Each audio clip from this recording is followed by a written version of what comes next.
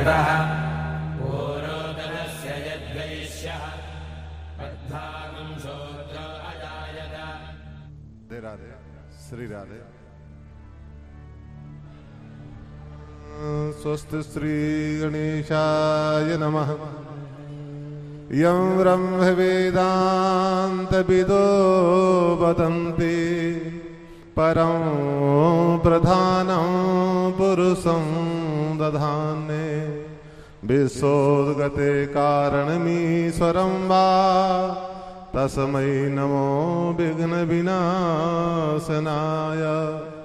तुलसीं हेमरूपां च रत्नरूपां च मञ्जरीं भवमोक्षप्रदां तुभ्यं पूजयामि हरे प्रियां।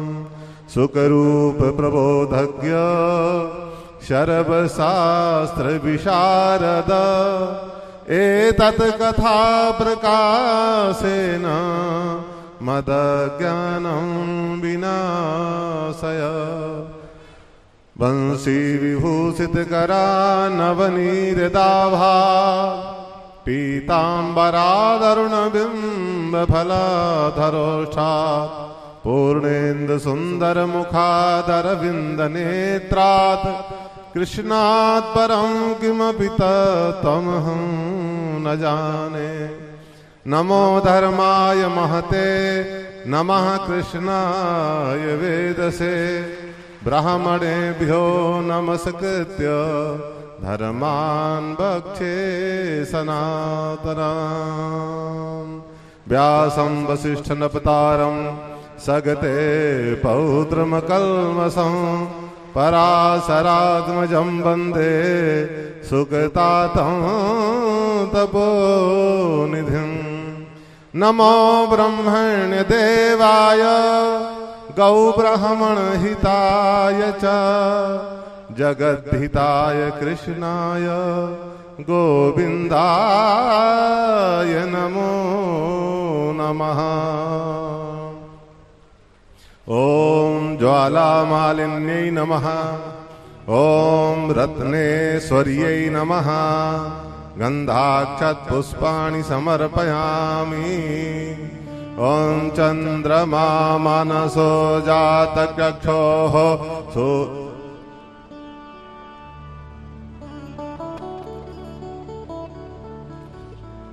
बोल वृंदावन बिहारी लाल की। श्री राम।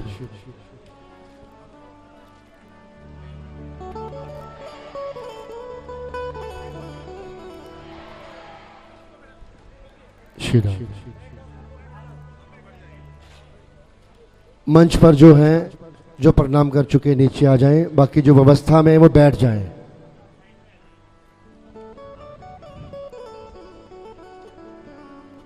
प्रेम से बोलिए श्री राधे श्री राधे श्री राधे। जय श्री राम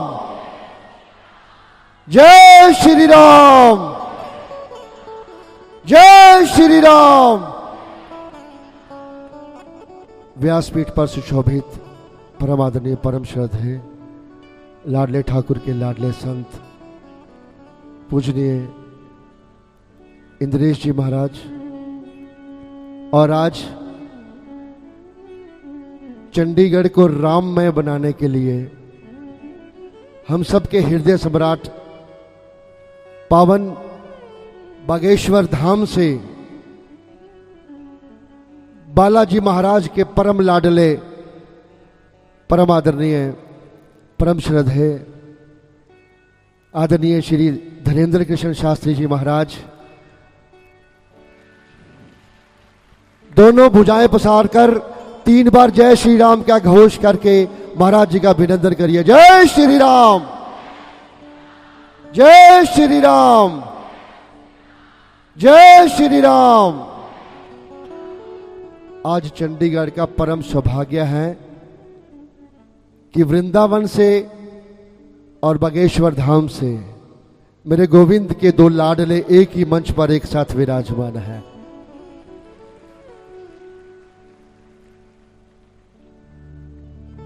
अब मैं पूजनीय महाराज श्री से निवेदन करूं और आप सबकी ओर से और अपनी ओर से महाराज श्री के चरणों में नतमस्तक कोटि निकोट प्रणाम करता हुआ महाराज जी से आग्रह करूं कि अपने आशीर्वचनों से हम सब चंडीगढ़ वासियों को कृतार्थ करें। जय श्री राम।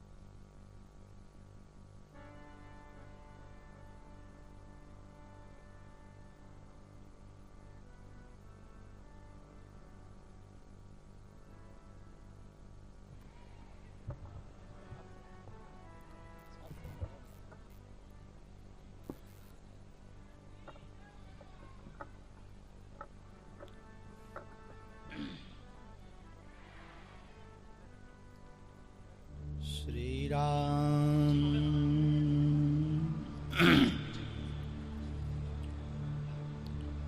रामाय रामभद्राय रामचंद्राय वेदिषे रघुनाथाय नाथाय श्रीसीतायापते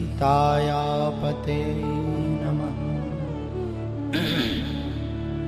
मनोजवं मारुततुल्यवेगं जितेन्द्रियं बुद्धिमतां वरिष्ठं वातात्मजं वानरयूथमुख्यं श्रीरामदूतं शरणं प्रपद्ये। संत बड़े परमार्थी भेष धरें अवधूत, राम नाम को गोला फेंकें भाग जाएं सब भूत। डले रहो दरबार में धक्का मुक्का धनी के खाओ, और एक दिन ऐसा आएगा तुम ही धनी हो जाओ।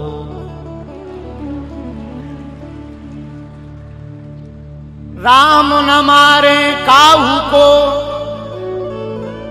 पापी नहीं है राम, और आपहु से मर जाते हैं कर कर खोटे काम।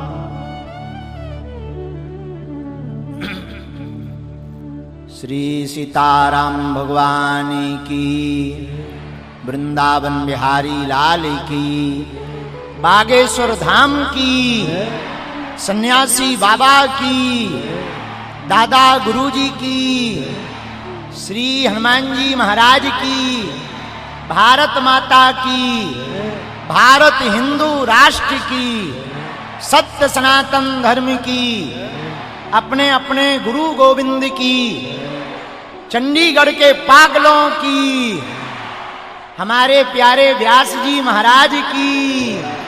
नमः पार्वती पते हर हर।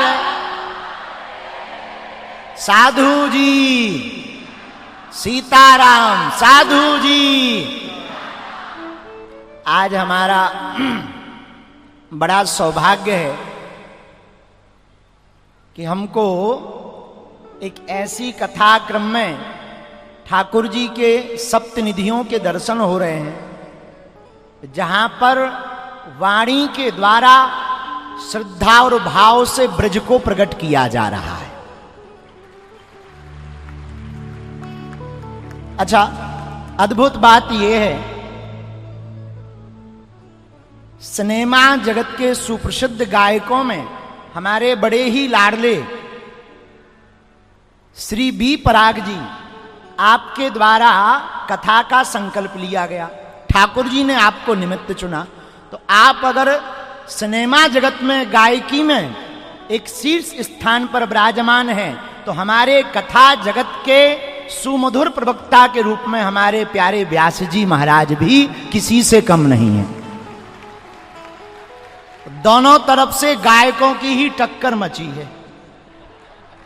पर अद्भुतता यह है कि हमारे प्यारे पूज्य श्री व्यास जी महाराज जी की मंगलमयी वाणी से हम सब इतने भाव विभोर हो रहे। हमको अभी बता रहे थे आप, जब हम घर बैठे थे गाड़ी में, कि यहां पर सभी लोग ब्रज के इस उत्सव में गोपी और उद्धव संवाद को सुनकर के अपने आप को भूल गए थे।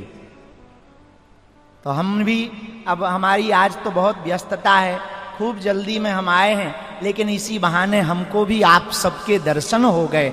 और इस कथाक्रम में, और पहली बार सिनेमा जगत के गायकों में बहुत सी प्रसिद्धि पाने वाले लोग हुए और खूब प्रसिद्धि मिली लोगों को, पर प्रसिद्धि पाकर के सिद्धि की तरफ लौटने वाले एक आप हैं। सिद्धि की तरफ एक लौटने वाले श्री प्रियाजू की कृपा और इतना अविरल प्रेम श्री प्रियाजू के प्रति। अच्छा, इसी को कहते हैं संत। यही हमसे लोग हमसे पूछते हैं भक्तों का स्वभाव क्या हो सकता। हम कहते भैया, भक्त में और अभक्त में एक ही अंतर है। अभक्त हर व्यक्ति को अपने से छोटा अपना गुलाम बनाना चाहता है, और जो भक्त होता है वो दूसरों का दास बनना चाहता है, प्रभु का दास बनना चाहता है। एक बात और, सोना और पारसमणि को अगर देखा जाए तो एक पारसमणि पत्थर है। तुमने सुना है पारसमणि के बारे में? देखा तो हमने भी नहीं है, पर सुना तो है। पारसमणि एक धातु है, पत्थर, वो लोहा को स्पर्श कराते ही सोना बना देती, लेकिन उसकी एक ही क्वालिटी है कि वो सोना बना सकती, पर पारसमणि पारसमणि नहीं बना सकती। पर भक्त की एक अलग क्वालिटी है, जो भक्त होता है वो दूसरों को स्पर्श होते ही दूसरे को भी भक्त बना देता है। ये श्रेय निश्चित रूप से हम अपनी वाणी से कहें, जो विनम्रता, श्री प्रियाजू के प्रति जो समर्पण, श्री ठाकुरानी जी के प्रति जो आपका स्नेह, जो ममत्व है, इस रस सागर में आप तो खुद डूबे ही हैं। चंडीगढ़ के आगल पागल जो अटक भटक रहे थे और हली उल्लाह वालों के चक्कर में जो पढ़ने वाले थे, उनको भी हिंदुत्व का पाठ पढ़ा करके पूरे भारत को एक नया संदेशा दिया है कि फिल्म सिनेमा जगत के प्रसिद्ध गायक भी ठाकुरानी के इतने बड़े भक्त हो सकते हैं। यह आपने जो संदेश दिया, हमारा मन बहुत, अब क्या कह दें, कई बार हमने बोला भी है, फिर से हम बोल देते हैं, जहां पर प्रेम ज्यादा होता है वहां पर वाणी कम बोलती, आंखें ज्यादा बोलती। हाँ, तो यहां हमारी वाणी कम बोल रही, इतना कम भी नहीं बोल रही है, क्योंकि जब से आए हैं चुप ही नहीं है, तो इतनी कम भी नहीं बोल रही, पर हम बहुत प्रसन्न हैं, मन एकदम गदगद है, खूब झूमने को मन कर रहा। और हमारे परम पूज्य श्री व्यास जी, आपसे तो हमारे ऐसा स्नेह का कह दे, मैं सच बता दें, हमको तो गायकी में, देखो गायकी में होता है राग, आप दोनों राग के धनी, लेकिन आपके अंदर एक और है, राग के साथ साथ अनुराग के धनी, अनुराग भी भरपूर। राग हो और अनुराग ना हो तो केवल तालियां मिलेगी, पर तालियां जिनको मिलेगी उन्हें बाद में गालियां मिलेंगी। ये तालियों का सिद्धांत है, जिन्हें तालियां मिलेंगी उनको गालियां मिलेगी। तो जिनके पास केवल राग होगा वो ताली पाएंगे, पर जिनके पास राग के साथ साथ गोविंद का अनुराग होगा वो ताली भी पाएंगे, थाली भी पाएंगे, भक्त को भी पाएंगे और भगवान को भी पाएंगे और सिद्धि भी पाएंगे और प्रसिद्धि भी पाएंगे। और इस लोक में मरने के बाद वो वृंदावन वास या ब्रजवास या स्वर्ग नहीं जाएंगे, जहां रहेंगे वहीं वृंदावन बनाएंगे और जीते जी बनाएंगे। अच्छा, कथा का मतलब ही यही। आप लोग यहां 7 दिन से कथा सुन रहे, आज विराम दिन है, हम तो बीच के बीच खेत के बिजू के बन के प्रकट हो गए, लेकिन क्या करें, अब हमको बैठा दिया, फिर माइक दे दिया कि नहीं नहीं अब आप बोलो। खैर, हम बोलने ही आए थे, आदमी आता ही बोलने हैं भाई, और कथा वक्ताओं को तो शुगर जैसी बीमारी होती है बोलने की, और खासकर हमें तो है ही है। तो हम बोलने ही आए। लेकिन एक बात बोले, कथा को सुन करके अगर आप लोग कहो कि स्वर्ग जाओगे तो ये बेफिजूली की बातें हैं। हमारा सोचना थोड़ा अलग है। हम ये मानते हैं कि कथा तो वही सार्थक है जो जीते जी ही स्वर्ग का अनुभव करवा दे। भाई मरने के बाद स्वर्ग मिलेगा ये देखा किसने? क्योंकि आज तक फुटेज गई नहीं, वहां से कोई फुटेज आई नहीं। जो मरे हैं वो लौट के आए नहीं कि हम स्वर्ग चले गए, बाय बाय टाटा। और जो यहां बैठे उनने स्वर्ग देखा नहीं। इसका मतलब ये नहीं है कि स्वर्ग होता नहीं है, होता है। कहां है? चंडीगढ़ में 7 दिन से बना तो है? कौन कहता नहीं होता स्वर्ग? ये बेफिजूली की बात है। चंडीगढ़ में 7 दिन से स्वर्ग बना है। ब्रज रस उत्सव, वृंदावन के प्रगट की महिमा गाई जा रही। और कौन गा रहा है? एक ब्रजवासी ही गा रहे हैं। अरे नहीं नहीं नहीं, रुको रुको, तुम्हें ताली बजाने की बहुत आदत है, बहुत गजब के आदमी हो। कोई भी आए लगे ताली, लगे ताली। अभी हम उठेंगे तो फिर ताली, फिर गजब आदमी हो। जिसे देखो 7 दिन से। अरे रुको, तो केवल वृंदावन जो प्रकट करवा रहे वो ब्रजवासी भर नहीं है। ठाकुर जी की एक नटखट साथ में रहने वाले हमें दिखाई पड़ते हैं। हमको लगता है हमारे गोविंद जी, हमारे ठाकुर जी, अच्छा वृंदावन हम जाते हैं, बांके बिहारी के दर्शन करते हैं, लेकिन अब वो तो बैठे रहते हैं, पर्दा 2-2 मिनट में लगता रहता है। गोसाई जी लगाते हैं। ब्रज के प्रति हमारा बड़ा स्नेह, लेकिन अब करें क्या? तो परम पूज्य श्री मलूक पीठ वाले महाराज जी ने हमको बहुत पहले एक बात बोली थी। आहा, पंडित जी, वृंदावन का कोई ब्रजवासी आपको अगर अपना बना ले, स्वीकार कर ले, बी पराग जी भैया, वृंदावन का कोई ब्रजवासी आपको अपना बना ले, स्वीकार कर ले, तो बहुत ही अद्भुत महात्मा पूज्य श्री मलूक पीठ वाले महाराज जी की वाणी है। बोले पंडित जी, समझना ठाकुर जी ने ही स्वीकार कर लिया है, और ये हमारा सौभाग्य है। हमारा सौभाग्य यह है